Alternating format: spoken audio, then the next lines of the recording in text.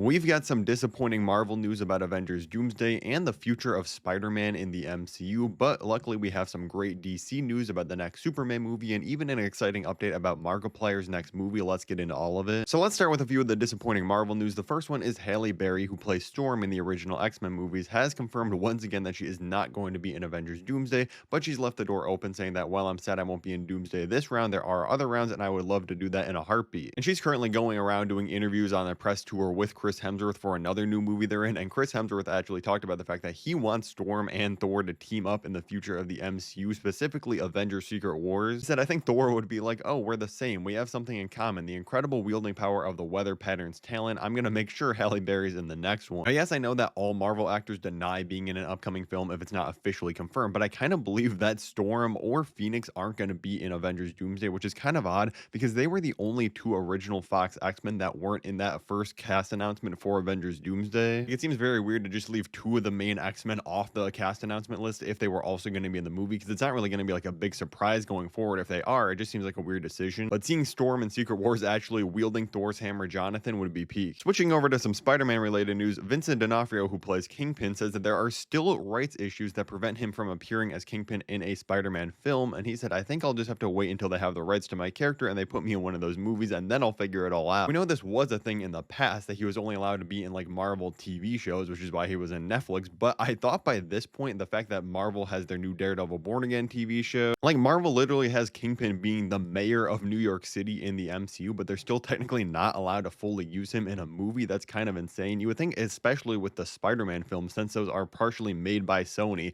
he could at least be in those films even if not in other MCU properties. Like, I don't understand what the rights are with his character. Why would Sony not just work something out, even if the existing deal was that he can only show up in TV shows, because we've seen him again in Daredevil Born Again, Hawkeye, and Echo in the MCU. Why not just let this dude be in a movie? We need to see him fight Spider-Man in the future of the MCU going forward. Before I fully switch over to DC news, I want to quickly bring up that Harrison Ford has hinted that he might be retiring after the end of Shrinking on Apple TV, which is an incredible TV show if you haven't watched it. But the reason I'm throwing it in with the Marvel news is, of course, he is now the recast of playing Thaddeus Ross, aka Red Hulk, in the MCU, which it seemed like they had more plans for going forward. I hope they don't have to recast his character once again, but if it's because Harrison Ford is retiring, I can accept it. He's a legend. We got to switch over to DC. We have a couple big updates here for Superman and Supergirl. The first one is that Isabella Merced, who plays Hawkgirl, is officially going to be returning in Man of Tomorrow. This is according to Deadline, as official as it gets, which as of right now means the only confirmed characters for Man of Tomorrow are Superman, Lex Luthor, Brainiac, obviously Lois Lane, now Hawkgirl, and Frank Grillo. Yeah, I just realized my brain gave out there. I said Frank Grillo, the actor's name, instead of Rick Flag Sr., the character name. Moving over to Supergirl, we have an update that I'm sure is going to make Snyder Bros go a little bit crazy, because we have a new composer for the musical score of the movie, that is Junkie XL.